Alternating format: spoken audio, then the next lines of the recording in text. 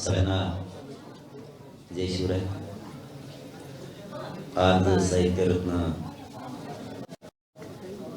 अण्णाभाऊ साठे यांची जयंती, त्या निमित्तानं आपण त्यांच्या मी विनम्र अभिवादन करतो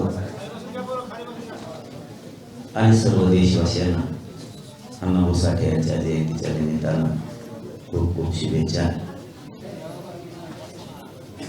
आज वाढदिवस पण होता माझा, त्या निमित्तानं आपण एक 5-6 दिवसापूर्वीच सांगितलं होतं की कोल्हापूर, सांगली, सातारा त्या बाजूला त्या पट्ट्यात खूप पाऊस झाल्यामुळं पुराचं पाणी शेतात गावात सगळ्या घुसलंय. आपल्या शेतकरी बांधवांचं खूप नुकसान झालं. त्यामुळं आपल्याला वाढदिवस साध्यापणानं घ्यायचा आहे. समाज उपयोगी जे काय असेल ते सगळ्यांनी करावं, त्या पद्धतीनं सगळ्यांनी केलं. त्याबद्दल सगळ्यांचे मनापासून धन्यवाद. प्रत्यक्ष अप्रत्यक्ष ज्यांनी सगळ्यांनी शुभेच्छा दिल्या त्यांचे मनापासून आभार. वाढदिवस म्हणजे हे आनंदाचा दिवस असं म्हणलं जातं, परंतु नुकसान झालेल्या शेतकऱ्यांना सगळ्यांनी मदत केली पाहिजे. आणि इथून पुढेही ज्या ज्या बांधवांचं कोल्हापूर, सांगली, सातारा ज्या भागात नुकसान झालं असेल तिथं नुकसान झालेल्या बांधवांना सहकार्य करावं. समाज उपयोगी ज्या वस्तू असतील त्यांनाही देण्याचं सहकार्य या माध्यमातून समाज बांधवांनी सगळ्यांनी करावं ही सगळ्यांना विनंती. आपण जसं वाढदिवसाचा घराघरात आनंद साजरा करतो, याच्याबरोबर आपण समाजाने एक काम चांगलं केलं की समाजानं रक्तदान करण्याचा राज्यभर निर्णय घेतला आणि झाडे पण लावण्याचा निर्णय घेतला. याच्यापासून राज्यातल्या देशातल्या जनतेला आनंद मिळणार. दोन्ही बाजूनं झाडे लावले, त्या फळांपासून किंवा त्या सावलींपासून आपल्या शरीराला लागणारं सगळं त्यापासून मिळणार. सावली असेल अनेक काही गोष्टी, त्यापासून येणारे फळं, ही एक आनंदाचीच बाजू आहे. म्हणजे वाढदिवस हा आनंदाचा, आणि त्याच निमित्तानं हे आनंदाचे उपक्रम सुद्धा समाजासाठी राहावं. दुसरा सगळ्यात महत्त्वाचा पाऊल समाजाने घेतला म्हणजे रक्तदान. एखाद्या बांधवाला जर रक्त कमी पडलं हॉस्पिटलला तर त्याचा जीव जाण्याची शक्यता असते. आणि एका रक्ताच्या आपल्या थेंबामुळं जर एखाद्याचा जीव वाचत असला तर हे आनंद कुटुंबाला, त्याच्या समाजाला, त्याच्या जिल्ह्याला, त्याच्या राज्यातल्या लोकांना खूप आनंद होतो. हे बघा, नुसतं बोलायचं म्हणून बोलायचं आणि भाषण करायचं म्हणून नाही करायचं. आपल्या समाजाचंही कौतुक करावं तितकं कमी. असे उपक्रम आपला समाज सध्या हातात घ्यायला लागला की आपल्या रक्तापासून जर एखाद्याचा जीव वाचला त्याच्यात खरा आनंद आहे. आणि खरा वाढदिवस तेव्हाच खरा वाढदिवस. कारण वाढदिवसात आपण काय करणार, पेढे खाणार, करणार, तेव्हा आनंद झाला आपला. पण दुसऱ्याचा जीव वाचवण्याचं काम रक्त देऊन आपण केलं, हे खूप मोठं दान. हे कशातच करता येणार नाही. म्हणजे जसं वाढदिवसाचा आपण आनंद साजरा करतो तसा दुसऱ्याला सुद्धा आनंद द्यायला लागलो. याला जीवन मानायचं खरं, की आपण दुसऱ्याचा जीव सुद्धा वाचवू शकलो पाहिजे. समाजानं हे चांगलं पाऊल घेतलं. पुढच्या काळात हे असंच पाऊल जाती धर्माच्या सगळ्या भिंती तोडून करणं गरजेचं आहे, आणि ते आपण केलं पाहिजे आणि आपण करतोय. म्हणजे आज या वाढदिवसाच्या निमित्तानं आपण रक्तदान करण्याचा निर्णय घेतला. म्हणजे आपण जसा आनंद व्यक्त करतो तशा दुसऱ्या जीवाला सुद्धा आनंद मिळाला पाहिजे, ते जगलं पाहिजे, हा उपक्रम घेतला. मला याबरोबर आणखीन एक गोष्ट एक महत्त्वाची वाटते, कारण हा वाढदिवस म्हणजे आनंदाचा दिवस आहे. याला दुःख कोणी मानू नका, कारण आपण एखादा निर्णय घेत असताना तो आनंदाच्या दिवशीच घेतला पाहिजे असं मला रात्रीपासून वाटायला लागलं. आपण एक आज आपल्या बुद्धीप्रमाणे, माझ्या बुद्धीप्रमाणे जेवढं मला कळतं तेवढाच मी बुद्धीचा वापर करतो. मी जे पुढं काय बोलणार आहे त्याच्यात मागं पुढं होऊ शकतं, मला माहिती नाही त्यातली, पण जितका रात्रीपासून मी बघतोय रक्त देण्यासाठी, रक्तदान करण्यासाठी समाजाचे पोरं तुटून पडले. म्हणजे त्यांना स्वतःचं रक्त द्यायचंय, पण ते कोणाला तरी वाचवायचंय. हे रक्त कोणाचं तरी जर नाही मिळालं तर एखाद्याचा जीव जातो. त्यामुळं रक्त द्यायचं, कोणाचा तरी जीव आपल्या रक्तापासून वाचला पाहिजे, ही भावना मला रात्रीपासून खूप चांगली वाटली. म्हणजे आपल्या वाढदिवसाच्या निमित्तानं किमान आपण कोणाला तरी आपले बांधव रक्त देणार आहे तर कोणाला तरी जीवात. याबरोबर रात्रीपासून मला एक आणखी गोष्ट माझ्या मनात सलती, ती मी आज सांगणार आहे. कारण आज आनंदाचा दिवस आहे, पण मी सांगणार आहे ते माझ्या मतानं सुद्धा ते सुद्धा आनंद येते. एखाद्या दिवस तुम्हाला ते वाईटही वाटू शकतं, मला माहीत नाही तुम्हाला काय वाटतं, पण मला वाटतंय की त्यात आनंद आहे. समजा आपल्याला जर एखाद्या रक्त कमी पडलं, वेळेवर रक्त मिळत नाही, आता देऊन खुल्यामुळं कधी कोणाला कामाला नाही, पण एखादा जर पार्ट गेला तर पार्ट मिळत नाही, आणि जर मिळाला तर ते खूप खुश होतं. मिळाला तर उदाहरणार्थ ग्राह्य धरा तुम्ही, एखाद्याचा गुडघा मोडला, त्याला वाटी नाही भेटली, तो कायम चालू होणार. एखाद्याचा हाताचा अवयव नाही भेटला, किंवा एखाद्याला छातीचा नाही भेटला, एखाद्याला डोक्याचा नाही भेटला, म्हणजे माणूस तर प्रत्येकजण मरणार आहे, हे अंतिम सत्य. मेल्याच्या नंतर त्या देहाला जाळून टाकण्यापेक्षा किंवा त्या देहाला पुरण्यापेक्षा ते वायाला जाणार. बघा, मेल्यावर तर तुम्ही मेलातच, मेल्यावर तर पुन्हा तुम्ही जिवंत नाही होणार, तुम्ही मेलातच. पण जाताना ज्या माणसाला जी वस्तू लागती ती मिळणार नाही, कारण तुम्ही ती जाळून टाकली, तुम्ही ते जाळून टाकली किंवा पुरून टाकली. तुम्ही कोणाच्याच कामाला हे शरीर नाही होते, कोणाच्याच कामाला. तुम्ही जिवंत असताना देऊ शकला, रक्त देऊ शकला, हे देऊ शकला, पण एखाद्याला कुणाला किडण्या भेटत नाहीत, कुणाला काय काय असेल ते भेटत नाही.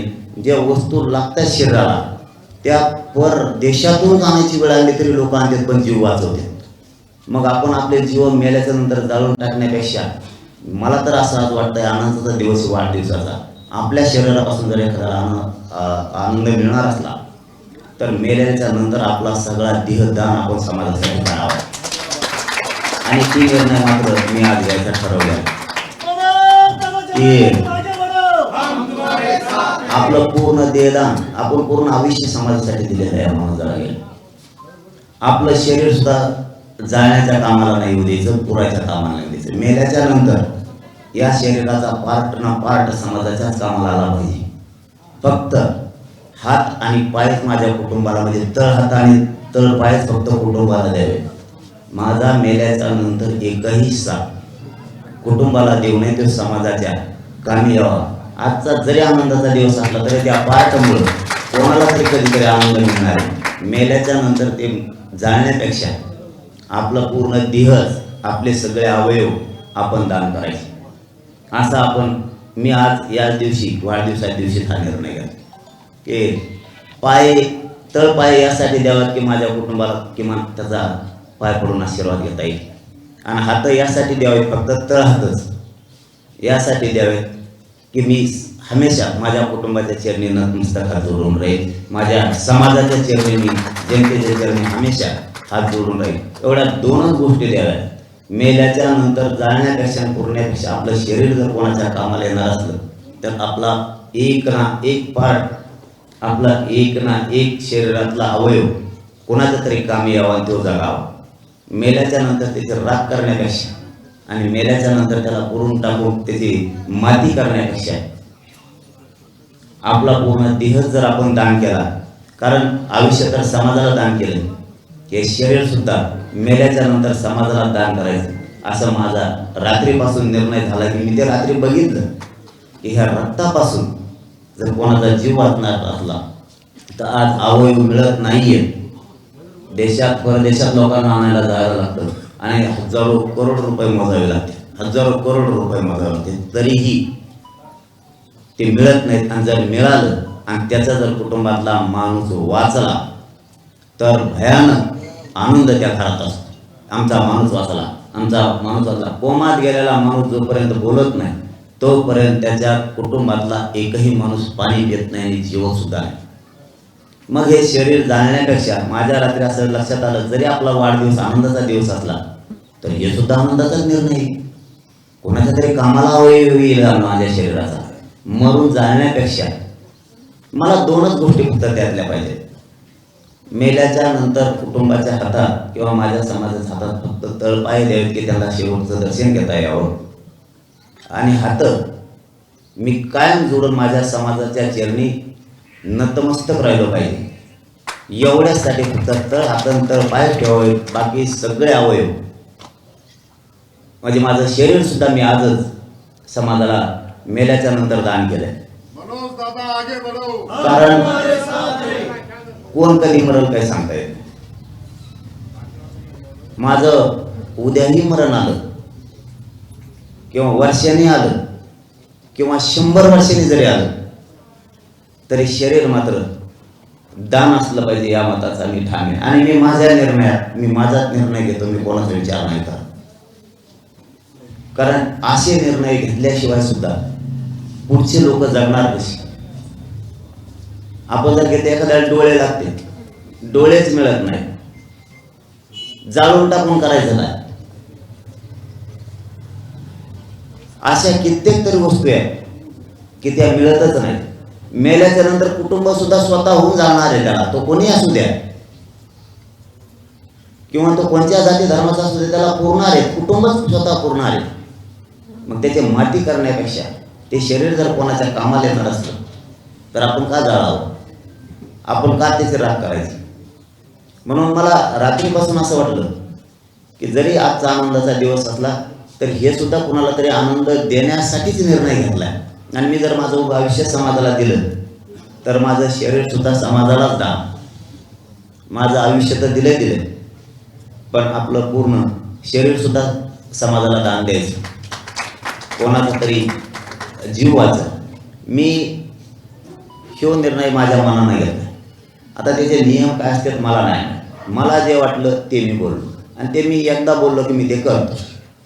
आपण हटत, आपण एखादी गोष्ट जर आपण मनावर घेतली तर ती आपण सोडत नाही. जसं की मराठा आरक्षणाची गोष्ट मनावर घेतली, आज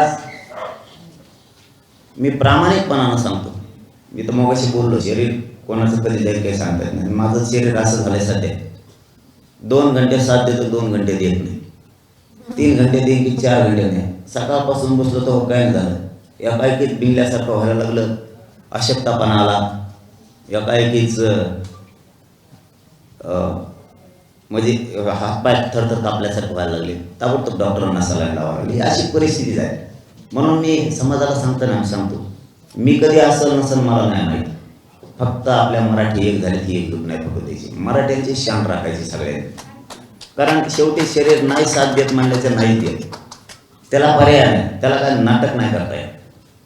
माझ्या जागेवर कुणी असला तरी ते नाटक नाही करता येत. त्याच्यामुळं मी एकदा निर्णय घेतला की मी बदलत. मला रात्री वाटलं की आपण हे केलं पाहिजे, कोणाचा तरी जीव आपल्यामुळे वाचला पाहिजे, समोरचं जग आनंदी राहिलं पाहिजे. आणि मग तो आपण निर्णय घ्यायचा, दिलं सगळं. हां, मेला माणूस, समजा मी 50 वर्षांनी उद्या सकाळी किंवा 100 वर्षांनी मेलो, कुटुंबाला ते नाही ना मला नेऊन, ते नेऊन घडीभर 2-4 घंटे आडते पडे चालवून टाकणार आहे किंवा पुरून टाकणार आहे, उपयोगाला नाही येणार कोणाच्या. आणि जर एवढी या जगात एवढी मरामर असेल अवयव मिळण्यासाठी, तर आपण जर आपलं आयुष्य समाजाला दिलं तर आपलं शरीर सुद्धा समाजाला दान द्यायचं. आपण सगळे अवयव दान करायचे. काही मागं पुढे विचार नाही करायचा कसलाच. जसं रक्तदान करून लोकांना आनंद देणारे तुम्ही रक्त देऊन, तसंच आपलं शरीर देऊन सुद्धा जगाला आनंदी केलं पाहिजे. या मतावरती मी रात्री आलो आणि मी सकाळी निर्णय घ्यायचा ते ठरवलं की आपण हा निर्णय घ्यायचा. कारण मी निर्णय घेतला की बदल, जसा की मी मराठा आरक्षणाचा निर्णय घेतला, कितीही, मला तिसरा मुद्दा सांगतोय, कितीही प्रयत्न झाले, भयंकर संकट माझ्यावरती आले, काही माझ्या समाजाला माहीत सुद्धा नाही इतके भयंकर संकट माझ्यावर आले, मी नाही आडलो. मला बदनाम करण्यात आलं, मला षड्यंत्र रचण्यात आले माझ्या विरोधात.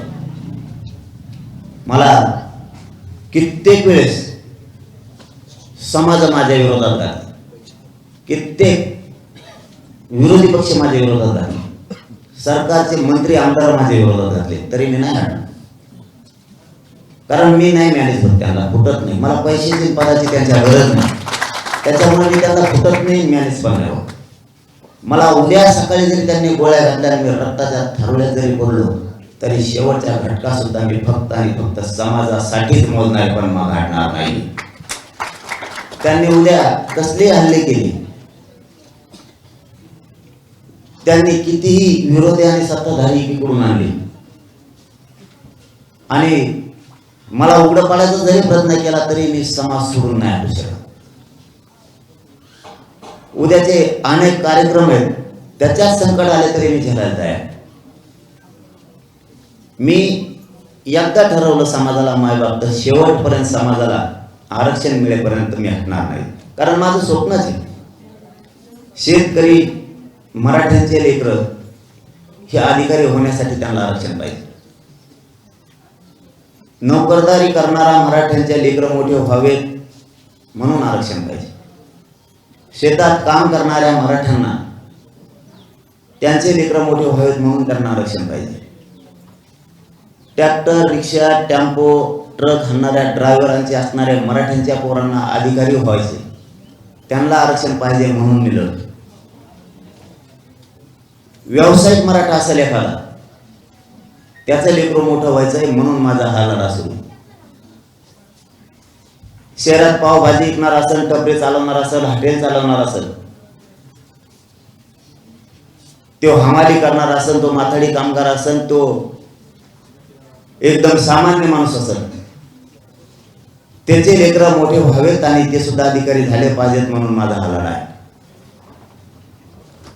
घर नसणाऱ्या मराठ्यांच्या साठी माझा लढा आहे की त्याचे लेकरं सुद्धा मोठे झाले पाहिजेत म्हणून हा संघर्ष. मी भेदभाव कोणात नाही केला. श्रीमंत मराठ्यांपासून गरीब मराठ्यांपर्यंत आणि सगळ्या पक्षातल्या मराठ्यांना त्यांचा हक्क आणि त्यांचे लेकरं अधिकारी बनावेत म्हणून मी हे जीव गेली रोज झुंज देतो. रोज वेदना सांगून नीट होणार नाही म्हणून मी ती हमेशा सांगतो. आता त्या वेदनेला सांगून तिच्यावर काही परिणाम होणार नाही. मी ठरवून घेतलंय आता, मनोज जरांगे तुला भोगावं लागणार आहेत वेदना. तू जर आता ठरवलंय की तुला गोरगरीब मराठा, काम करणारा, कष्ट करणारा, ऊस तोडणारा, श्रीमंत मराठा, शेतकरी मराठा, व्यावसायिक मराठा, नोकरदार मराठ्यांना तुला मोठं करायचं, तुला प्रचंड वेदना होणार आहे, तुला त्या भोगावं लागणार आहे.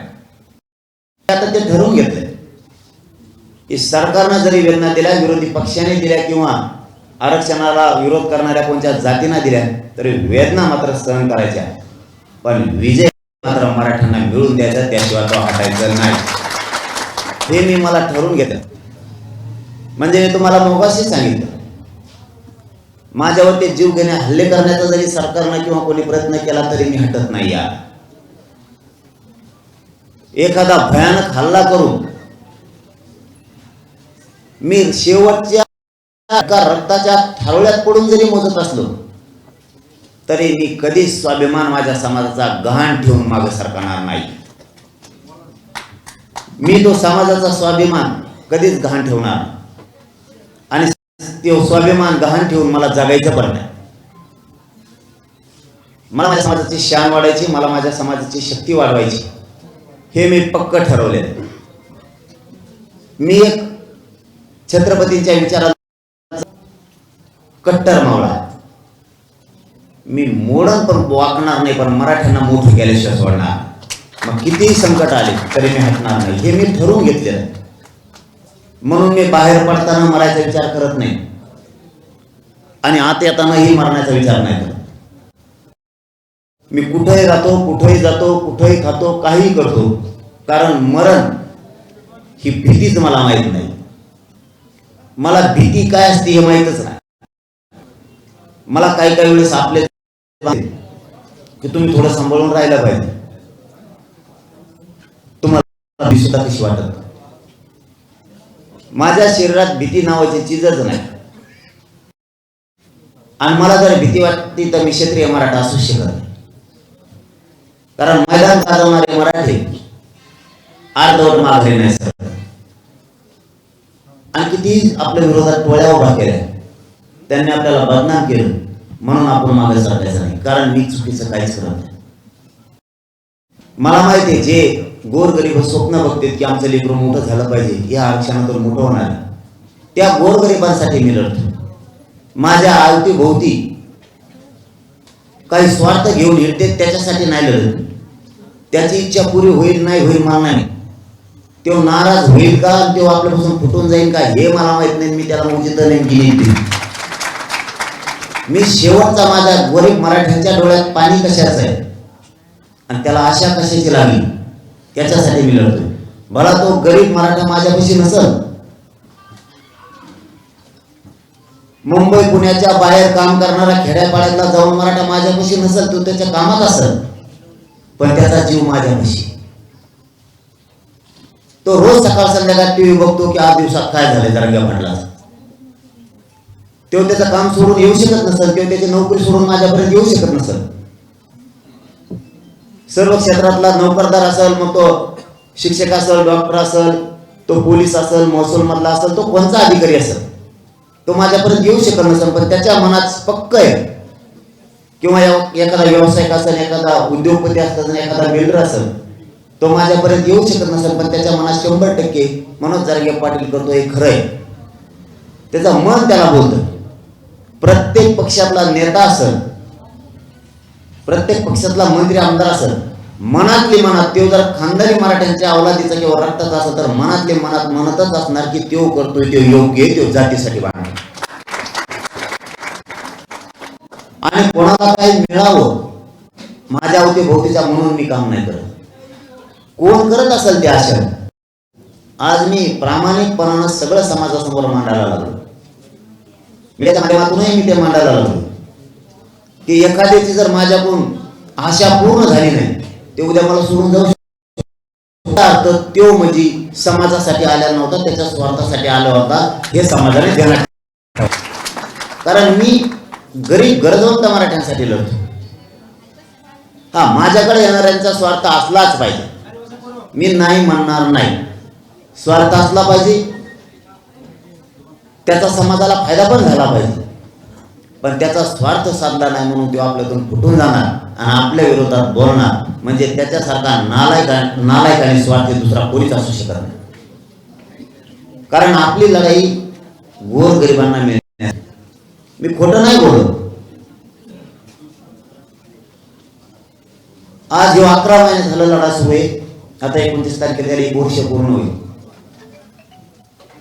ह्या उपोषणाच्या इतक्या भयानक वेदना आहेत की मी तुम्हाला एक शब्द खोटं नाही बोलणार. एखादी वेळेस रात्री 2-2, 2:30 वाजता एकटाच मी रक्त मागून रडतो. इतक्या भयानक वेदना आहेत, मी नाही आठवत. आणि माझ्या शेजारी झोपणाऱ्यांनी जर चुळबुळ केली तर त्याला कळू नये म्हणून मी जागेवर झोपून घेतो. त्रास खरंच शिव समाजाला सांगायचा नसतो. मला याच्यासाठी सांगायचं की काही लोक स्वार्थी बनायला लागले समाज सोडून, म्हणून मला सांगायचं समाज मोठा करायचा, समाज शक्तिशाली बनवायचा, बलवान बनवायचा. आपल्या समाजाला आपल्याला धाडस द्यायचे, ताकद द्यायची, समाजाकडे बघायचे, म्हणून मला ही सांगायची वेळ आहे. नसता कोणी म्हणला असता 1-2 वर्षांनी बघू, आता सध्या झालंय, खूप झालंय. आपलं शरीर आपल्याला कसलं साथ जर देणार नसलं, आपल्याला जर प्रति 2 दिवसाला सणालाच लावायची वेळ आली आणि शरीर जर आत्ताच सलामीवर आलं तर आपलं पुढं काय होणार मी याचा मागं वळून बघून सुद्धा विचार सुद्धा करत नाही मागं वळून की काय होणार. कारण मी पहिल्या दिवशी सांगितलं होतं तेच आज सांगतो. कुटुंबाला सुद्धा सांगितलेलं टेन्शन ही गोष्ट सोडायला लागणार आहे तुम्हाला. कारण आता जर मी या मैदानात उतरलोय तर तुम्हाला आता तुम्हाला स्वतःला सावर नाही की तुमच्या डोक्यावर हात फिरायची शक्ती मला समाज सावरायचा बघू द्या. समाज संकटात सापडला. समाज आणि सगळ्यांनी मिळून मी इमानदारीनं काम करतोय, मी मॅनेज होत नाही म्हणून मला उघडं पाडायचं ठरवलं आणि तिकडून समाजाने ठरवलंय आता ह्या पोराला उघडं पडू द्यायचं नाही. जे होईल ते होईल. आता काठाला लागली तरी हरकत नाही. कारण मराठ्यात पूर्वी म्हणच आहे आपल्या महाराष्ट्रात की मराठी असे विचित्र आहेत ते वादीसाठी मसाडा घेत असते. तसं मग आता मराठ्यांनी खेळायचं ठरवलंच. तर मी जर जिद्दीला लागलोय आता मराठ्याला आरक्षणात मिळून द्यायचं, मराठ्यांचे लेकरं मोठेच करायचे, तर मराठा बी आता जिद्दीला लागलाय की कोण कोण आडो येतोय ना त्याची पाठच पुरायची. आता त्याच्या मुंडकरच पाहिले आता सोडायचं. मग मराठा जर माझा हे स्वप्न बघणार असला तर मी मागं सरकायचं कशासाठी? कोणत्या कारणासाठी? पैशासाठी, पदासाठी, आयुष्य आरामासाठी? माझं एक कुटुंब सुखात करोडो मी माझ्या दुसऱ्याच्या विचारानं सरकारच्या पायाशी घाण ठेवणारी अवलाद माझे संस्कार सरकारच्या पायाशी घाण नाही ठेवू शकत. माझ्या समाजाचं भविष्य धोक्यात घालून मी त्या राजकीय पक्षांचे पाय नाही चाटू शकत. माझ्या करोडो समाजाचं लेकरांचं सुख, त्यांच्या वाट्याला येणारा आनंद मी हिसकावून घ्यायचा आणि मी पैसा आणि मॅनेज होऊन पदक कमवायचे, हे असलं पातक माझ्याकडून आयुष्यात होणार आणि मी कधी करणार पण. मला कशाची अपेक्षा नाही. मला कशाची अपेक्षा नाही.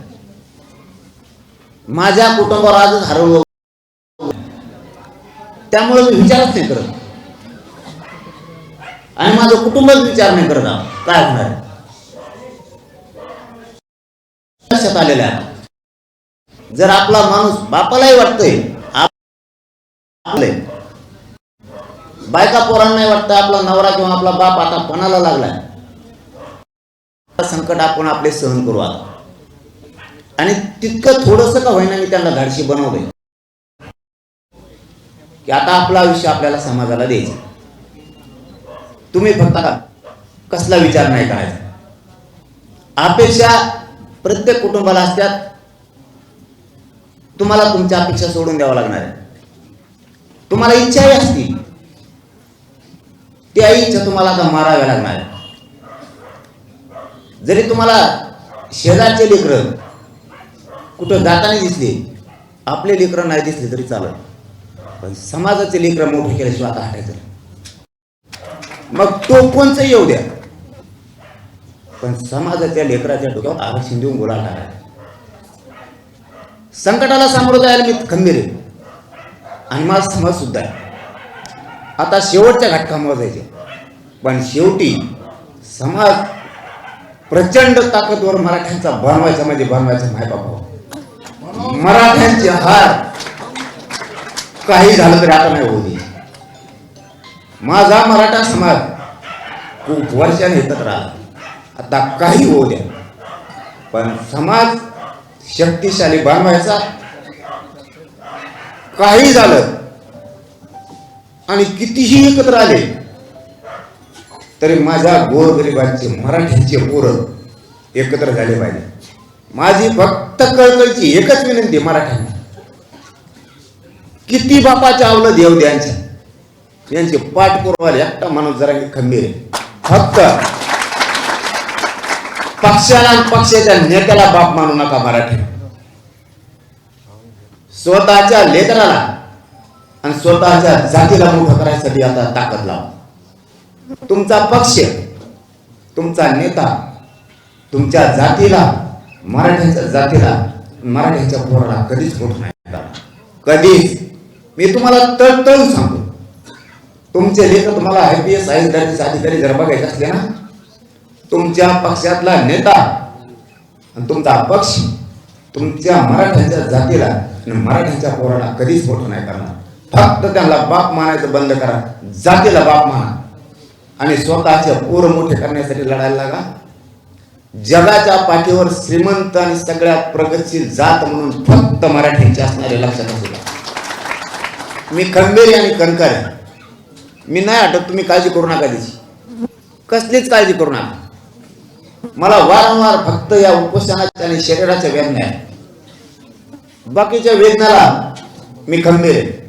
माझी समाजाकडे काहीच अपेक्षा नाही. मला 4 आणि 1 रुपया सुद्धा समाजाचा नको. फक्त तुमचे पोरं मोठं करण्यासाठी मी जीव सुद्धा तळहातावर घेतला.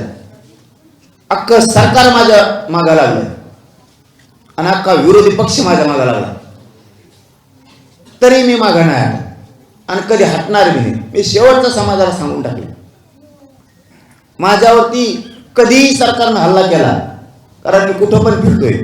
मी आजच पुण्याला चाललोय, कुठेही जीव घेणा हल्ला केला आणि मी रक्ताच्या थारोळ्यात जरी पडलो तरी मरताना माझ्या तोंडात शब्द असणार आहे फक्त मराठा आणि आरक्षण आणि आरक्षणच. मी शेवटच्या घटका मोजल, पण कधीच म्हणणार नाही की मी आता मराठा समाजाला सोडून देतोय, कारण मला लय वेदना व्हायला लागल्या. मी कधीच म्हणणार नाही. शेवटी माझ्यावर बेतली, मी आता मागे सरकवतोय तरी मी सरकणार नाही. मराठ्यांची शान मी कधीच कमी नाही होणार, कारण समाजाने माझ्यावर विश्वास टाकला. त्या समाजाचा विश्वासघात मी कधीच नाही होऊ देणार. समाजाची शान कमी नाही होणार. हे माझं सांगणं तुम्हाला याच्यासाठी की मला समाज सोडून आयुष्य जगवायचं नाही आणि मला जगायचं पण नाही आणि मला त्याच्यात रस पण नाही. मला किती दुःख नसू द्या, नुसता माझा समाज मायबाप जर माझ्या पुढे दिसला, माझं ऑटोमॅटिक दुखणं पळून जातं. आणि माझ्यावर काही माया कमी नाही केली समाजात. त्यांच्या स्वतःच्या लेकरावर कमी केली असेल इतकी माझ्यावरती माया केली या समाजात. त्या समाजाला मी कधीच उघडं पडून येणार नाही. समाजावर आलेलं संकट हे माझं असणार आहे आणि माझ्यावर आलेलं संकट सुद्धा ते समाजाचं असणार आहे. मी समाजाला कुठंच खचू देणार नाही. जिथं जिथं जी जात माझ्या समाजाला अडचणीत आली तिथं तिथं राज्यातला माझा करोडोना मराठा समाज यापुढे उभा राहणार आहे मदतीला एकमेकाच्या. आणि तुम्हालाही माझं आव्हान, एकमेकाच्या मदतीला जात जा. बघायची भूमिका घेऊ नका, मी या पक्षाचा आहे, मी त्या पक्षाचा आहे, आमच्या नेत्याला बोलले म्हणून मी जात नाही. जात वाचवा, एकमेकाच्या मदतीला जा. पक्ष नंतर बाकीच्याकडे बघा, ती आधी जा आणि नंतर पक्षाला किंमत देते तर नेत्याला किंमत देते. कोण नेता, कोणाचा नेता आणि कोणाचा पक्ष नाही माहीत आम्हाला.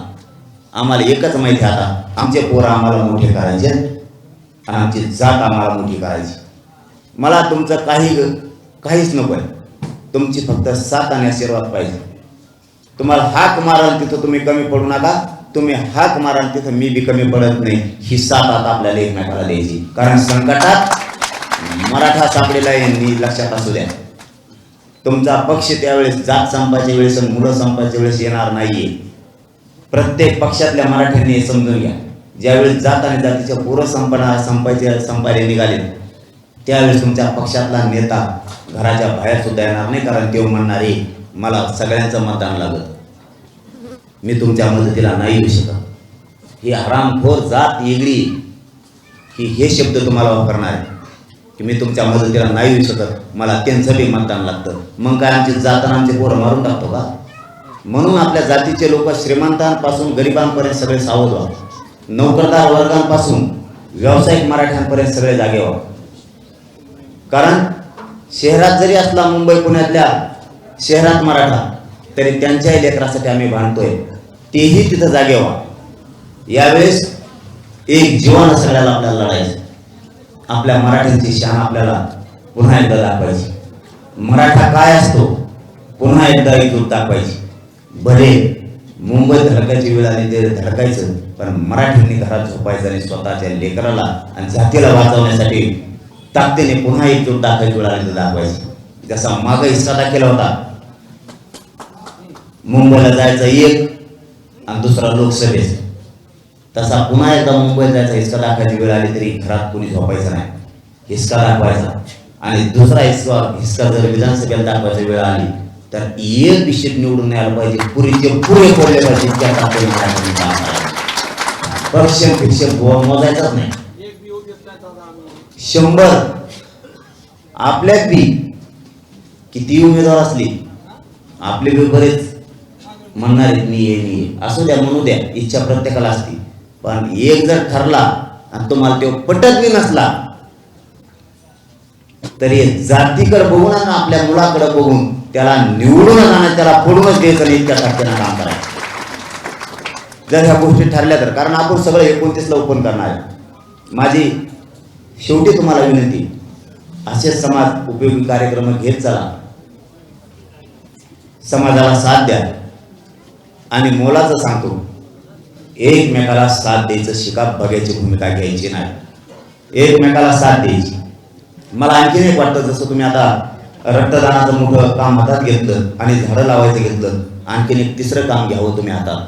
या 1-2 दिवसात लगेच सुरू करावं टप्प्याटप्प्यानं. महाराष्ट्रभरातल्या सगळ्या गावखेड्यातल्या सगळ्या मराठ्यांनी, शहरातल्या सुद्धा मराठ्यांनी गावागावात बैठका सुरू करावं, की जर आपलं कदाचित निवडणूक लढायचं ठरलं किंवा नाही ठरलं, दोन्हीपैकी कोणचं आहे, हा किंवा नाही 29ला उत्तर येईल. सगळ्यांनी ताकदीनं ठरलेल्या निर्णयाच्या पाठीशी राहायचं. या बैठका सुरू कराव्यात असं मला वाटतं.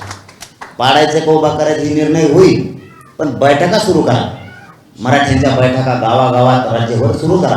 जसं जसं शक्य असेल तसं आपण आपल्या गावातल्या घ्या, शेजारच्या गावात जाऊन घ्या, तालुकाभर ज्यांना शक्य त्याने तालुकाभर घ्या, जिल्हाभर घ्या, गावोगावी अभियान सुरू करून टाका. पाडायचा निर्णय झाला तर ताकदीनं पाडायचं आणि निवडून आणायचं झाला तर ताकदीनं निवडून आणायचं. या भूमिका म्हणून एक मराठ्यात जागृती म्हणून सुरू करा महाराष्ट्रभर. आता पश्चिम महाराष्ट्राकडे दौरे सध्या मराठवाड्यात नाही तर मराठवाड्यात सुरू करा, विदर्भात खानदेशात सुरू करा, मुंबईत अशा महानगर असतील तिकडं टप्प्याटप्प्यानं सगळ्यांना प्रभागवार सुरू करा बैठका. छोट्या मोठ्या कशा व्हायना ते सुरू ठेवा, ती जागृती सुरू राहू द्या. निर्णय काही येऊ पण जागृती कायम ठेवा, जागृती कायम सुरू राहू द्या. बैठका राज्यभर सुरू राहू द्या. आता सोलापूरला 7 तारखेपासून सुरुवात, ते 13ला नाशिकला आहे. मला अशी माहिती आली तिकडची की हे जे 13 ते 7 ते 13 हे जे आपल्या मराठा आरक्षण शांतता जागृत्या ठरल्या, त्यांना मराठी एकही घरी राहणार नाही, जणू शेतातले नाही, शहरातले पण नाही, आणि व्यवसाय करणारे, नोकऱ्या करणारे सुद्धा 1 दिवसाच्या रजा देणार आहे.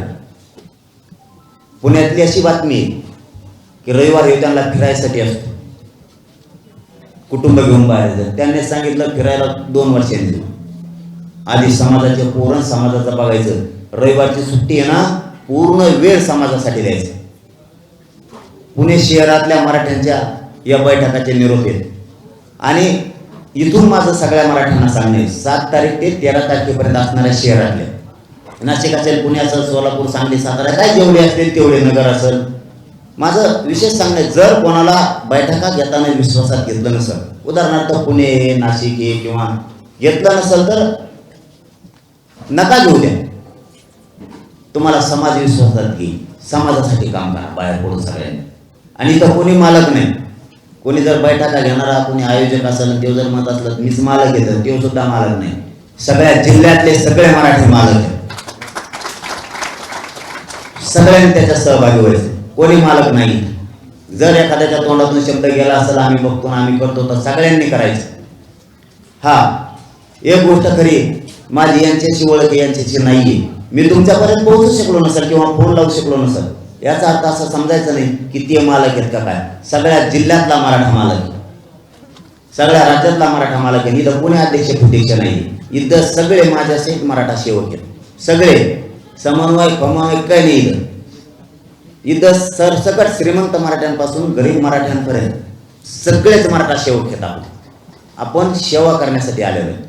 त्याच्यामुळं सगळ्यांनी ताकदीनं आपण आपल्या जिल्ह्यातल्या रॅलीची तयारी करा. एक दिवस सगळ्यांनी कामं सोडा आणि राज्यभर बैठका गावागावात आपल्या छोट्या मोठ्या गावात लेवलवर आपल्या सुरू करा. आसपासच्या गावात बी घ्या. ज्यांना वेळ असेल त्यांनी या गावातून त्या गावात जा. जागृती राहू द्या. त्या माध्यमातून डाटा तयार होईल. त्या माध्यमातून जागृती होईल लोकांमध्ये की आपल्याला काय करायचे हे 29ला कळणच. पण त्याच्या अगोदर वेळ आपल्याकडे आहे तर आपण फिरा. 1 महिन्याचा वेळ आहे आपल्याकडे मध्ये. या महिन्यात बिनधास्त सगळ्यांनी आपण आपल्या गावात बैठका घ्या. शेजारच्या गावात घेऊन जाऊन घ्या. त्यांना आत्तापासूनच सांगा लढायचं ठरलं तर ताकदीनं एकजुटीनं 100% मतदान करायचे आणि पाडायचं ठरलं तरी ताकदीनं पाडायचं. जे काय ठरण ते समाजासमोर ठरत आणि 29ला सगळ्याला या म्हणून तेही आमंत्रण द्या. त्याबरोबर हेही सांगा की यावेळेस मराठ्यांनी 100% मतदान करायचं. त्यांनी त्या दिवशी ना गावाच्या बाहेर जायचं नाही, ना त्यांनी देवदर्शनाला जायचं नाही कुठं मतदानाच्या दिवशी, किंवा मुस्लिम असेल किंवा इतर कोणी असेल कोणी हजयात्रेला जायचं नाही. हे शाळा करते त्या टायमाला मतदान बुडावं म्हणून. कोणाला तरी तीर्थयात्रेला पाठवते फुकट म्हणून हे नेते, कारण निवडणुकीचा पिरियड असतो. गेला त्या गाड्या ते म्हणजे तो देवदर्शन करून आणायचं आणि जे त्यांना मतदान करणार त्याला तिकडे गुंतून ठेवते. मतदान झाल्यावर दुसऱ्या तिसऱ्या दिवशी आणते. त्यामुळं सावध राहायचे. आपली जात आणि जातीच्या पोरं मेले नाही पाहिजे म्हणून कोणी त्या दिवशी कामाला नाही जायचं. मतदानाच्या दिवशी नोकरीला जायचं नाही, देवदर्शनाला नाही. त्याच्यानंतर आपल्याला 5 वर्ष ना देवदर्शनाला रोज जा. त्याच्यानंतर देवदर्शनाला पण त्यावेळेस कुठं पोलीस आले म्हणून भ्यायचं मतदान नाही करायचं हे प्रकार नाही का होऊन द्यायचे.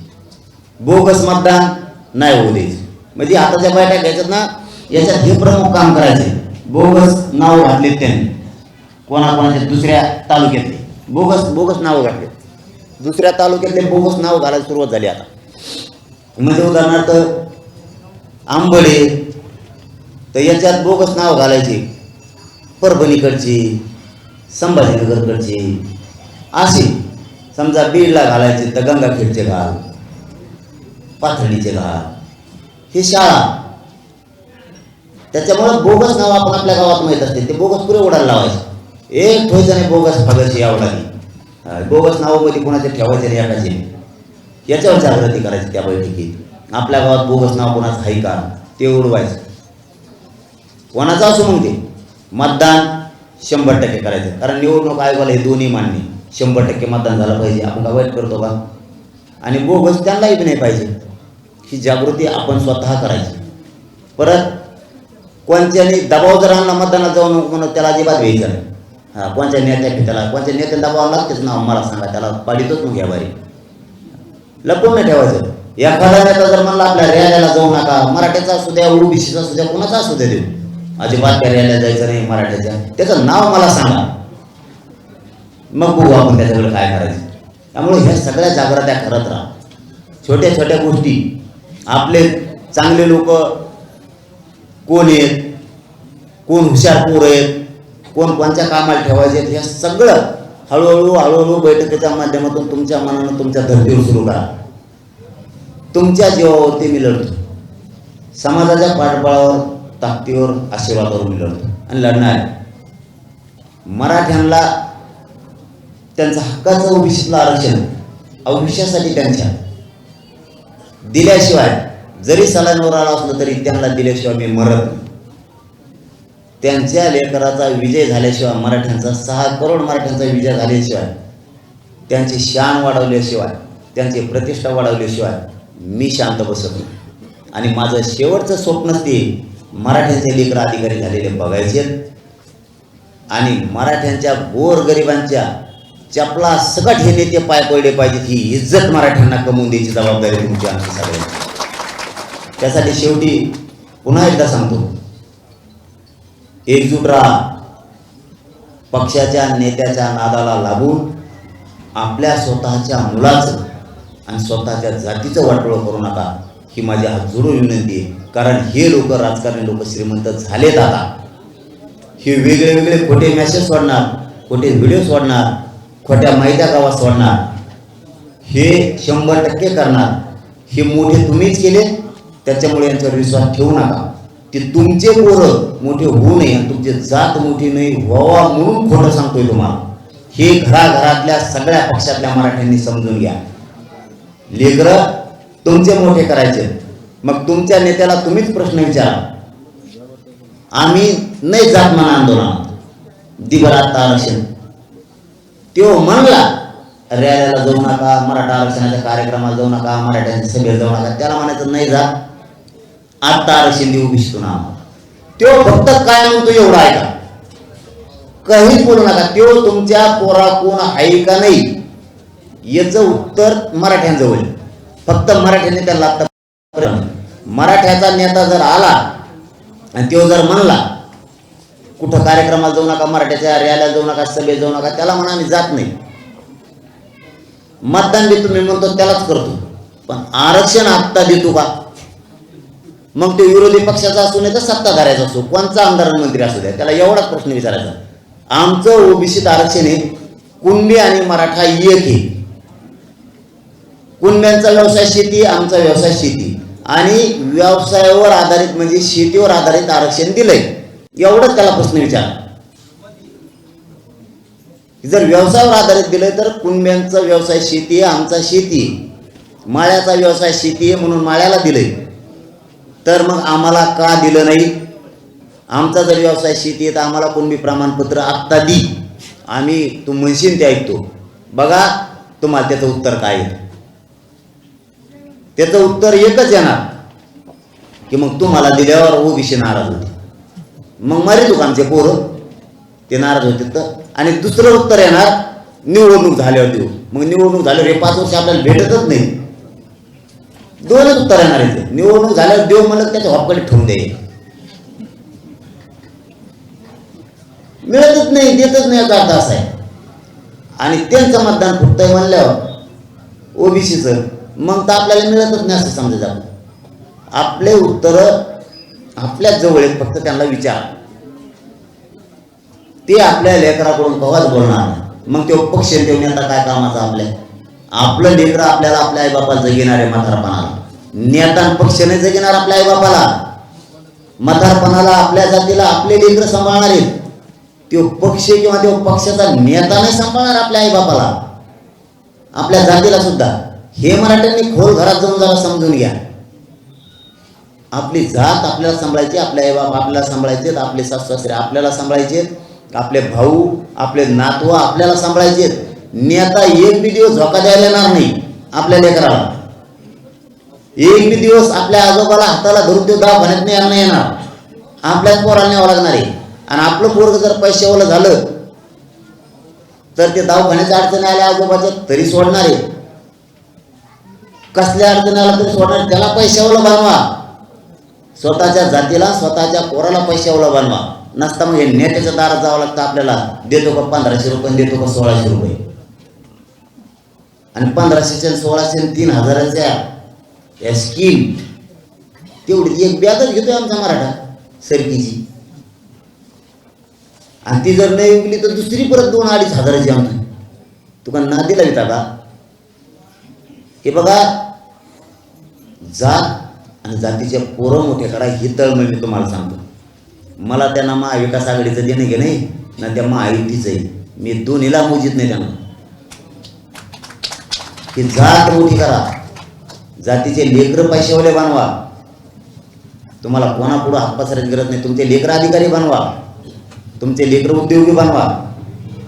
तुमचं एक पोरग जर नोकरदार बनलं, दुसरं जर नाही बनलं, तर जे लेकरू तुमचा अधिकारी बनले नोकरदार, तो तुमच्या नोकरी न लागलेल्या पोराला व्यवसाय टाकून देईल, ती पण व्यावसायिक बनत. आपण आपले पोरं मोठं करायसाठी लढायचं शिका, नाही तर पिढ्यांना पार बापाने हमाली केली का पोराने हमाली करायची. बापाने रिक्षा चालवल्या की पोराने रिक्षा चालायचं, बापाने ट्रॅक्टर हाणलं की पोराने ट्रॅक्टर हाणायचं, बाप ट्रकचा ड्रायव्हर असला की पोरग ट्रकचा ड्रायव्हर, बाप इष्टेचा ड्रायव्हर असला की पोरग इष्टेचा ड्रायव्हर, बाप कंडक्टर असला की पोरग कंडक्टर, बाप शेतकरी असला की पोरग शेतकरी. बापाने टपरी चाललेली असली पोराने टपरीत चालायची, बापाने हॉटेल चाललेलं की त्याने हॉटेलच चालवायचं. बापाने आपल्या जर काबाड कष्ट केले, शेतात मजुरी केली, तर पोराने बी मजुरीच करायची. हे आपल्याला आता बंद करायचं. बाप आयुष्यभर शहरात भाड्याच्या खोलीत राहिला, पोरांनी भाड्याच्याच खोलीत राहायचं. कधीतरी आपलं ते शहरात घर असावं यासाठी आपल्याला नोकरदार बनायचंय, व्यावसायिक बनायचं. मोठे विचार आता मराठीने ठेवा.